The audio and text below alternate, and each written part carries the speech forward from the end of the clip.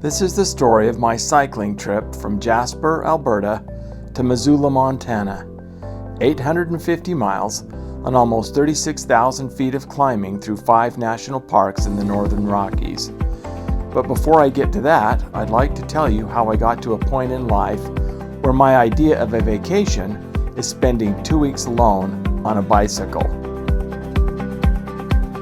I enjoyed cycling when I was younger, so much so that in 1974, when I was 15, me and a friend loaded up our backpacks, jumped on our 10-speeds, and did an overnight trip of 100 miles around Utah Lake.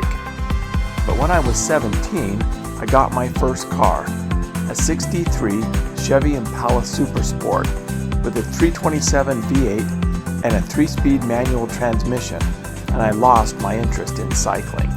However, my brother Brett reignited my interest in cycling. In 2001, he invited me to join him in climbing Mount Rainier the following year. Even though I was overweight, out of shape, and had no mountaineering experience, I said yes. As part of the process of training and getting fit, he gave me a road bike, and we spent the summer riding together 3 mornings a week up South Fork in Provo Canyon. After successfully summiting Mount Rainier, we continued riding together and coming up with new ways to challenge ourselves and satisfy our sense of adventure. Twice we completed the one-day 206-mile Lotoja bike race. We biked the White Rim Trail in Canyonlands. We started doing overnight and short multi-day touring and bikepacking trips. In the spring of 2018, we completed our most ambitious bike tour to date, a 10-day, mostly self-supported trip along the Pacific Coast Highway from San Francisco to San Diego. We wondered what we might do in 2019 to top that.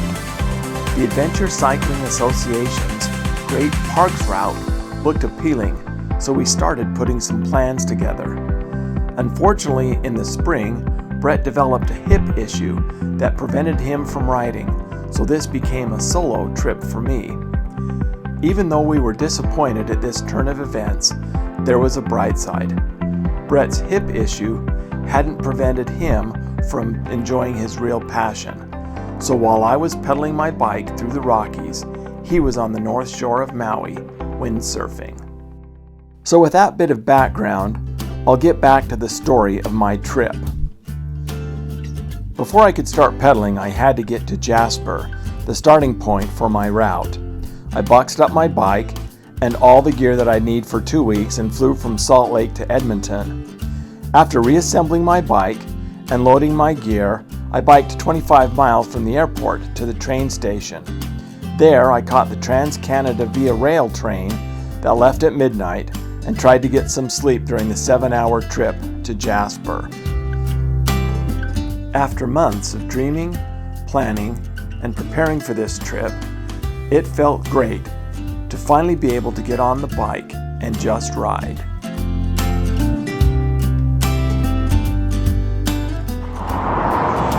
So here's where the trip really starts. I just left Jasper after getting some breakfast, getting the bike all squared away, and now I'm headed out to my first campground, which is only 10 miles away, but I look forward to getting there and getting my gear organized a little bit better and hopefully beating the rain before I get camp set up. So here we go.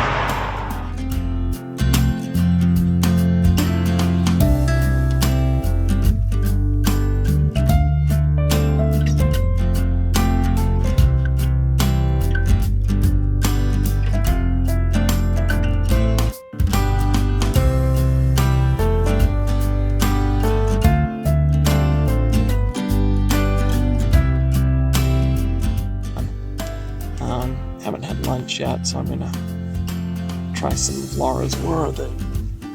Oh yeah, Laura made me these awesome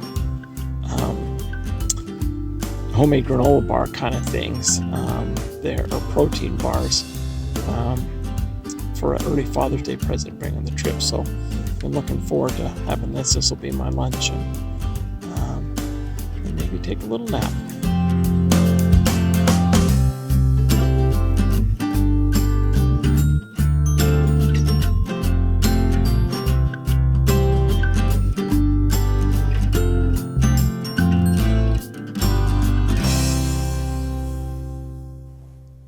Highway 93, which is also known as the Icefields Parkway, was definitely the scenic highlight of this trip.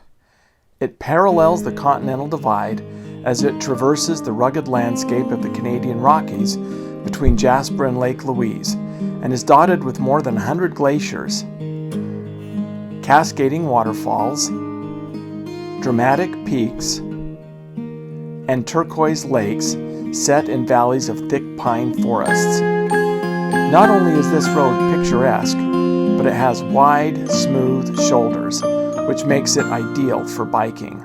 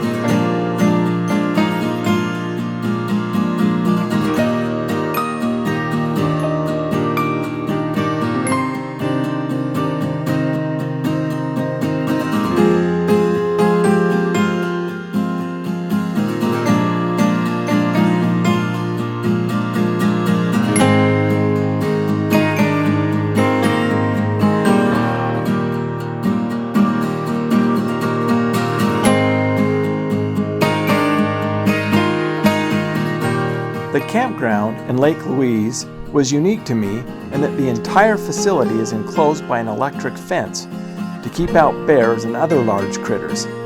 I'd been reading signs warning about bears, but I hadn't seen any during the first 3 days of my trip as I made my way through Jasper and Banff National Parks. But when I crossed the Continental Divide from Alberta to British Columbia and entered the Kootenay National Park, I saw 5 bears in one day, the final encounter being particularly memorable. So I get to the campground that I planned on staying at and it's closed. And I was out of water and tired, and I was kind of trying to debate. I mean, I drove in, looked around, there was running water, and I thought, should I stay there or not? I kind of looked around the campground for some bear-proof food containers, and I didn't see any, and so I thought, yeah, I probably will pass and not stay here. On the way out, I saw a ranger and asked him about the quality of the water, and he said they were just trying to get the system going yet. He said he couldn't guarantee what it was, how good it was. So I filled up anyway and used my Aquamira to just make sure it was clean. Anyway, so as I'm driving out of the campground, right across the highway, there are 2 bears. And so I thought that was probably a good decision not to stay there. Because I would have been, alone in that campground and no real protection. During the next section of my journey, I crossed the Continental Divide twice. Once near the headwaters of the Columbia River, and again at Crow's Nest Pass in the extreme southwest corner of Alberta. I dropped by to visit Jesse, my late sister-in-law's husband, who lives just south of Fort Steele and directly on my route.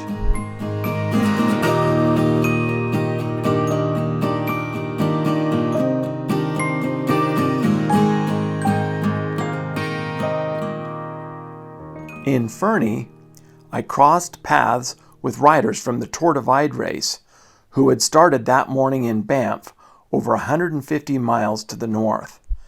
The Tour Divide is an annual ultra-cycling challenge to pedal solo and self-supported the 2,745-mile length of the Great Divide mountain bike route from Banff to the Mexican border.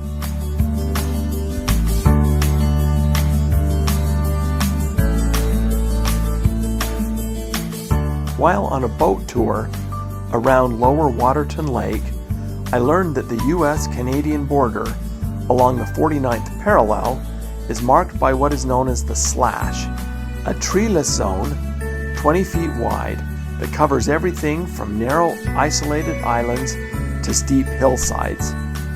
The vast majority of the Slash is so remote that it will never be seen by any visitors, yet it is painstakingly maintained every 6 years along its length of over 2,000 miles. When I got to the border and crossed into Montana, I made a special effort to notice the Slash.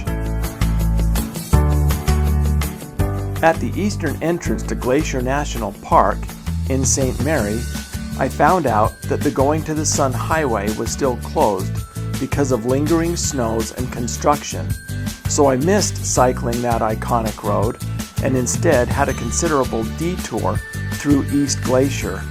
This was my only real disappointment of the trip, but thankfully, the previous day I had taken a side trip into Waterton Lakes National Park, so that somewhat eased my disappointment at missing out on riding Going to the Sun Road.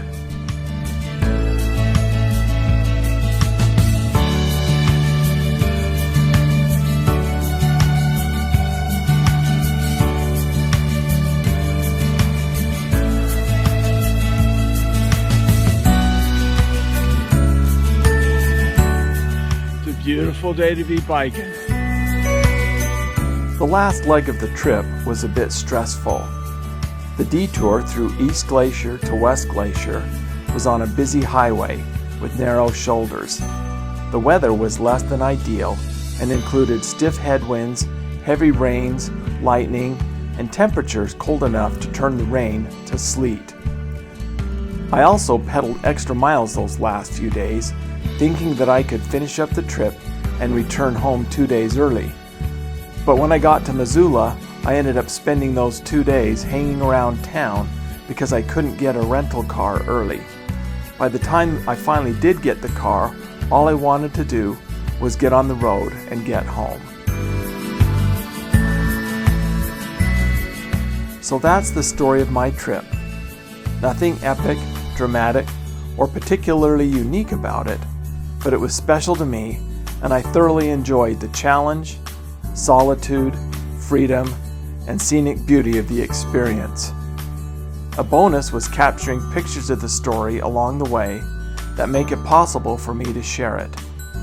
Now I just have to figure out where I want to cycle next year.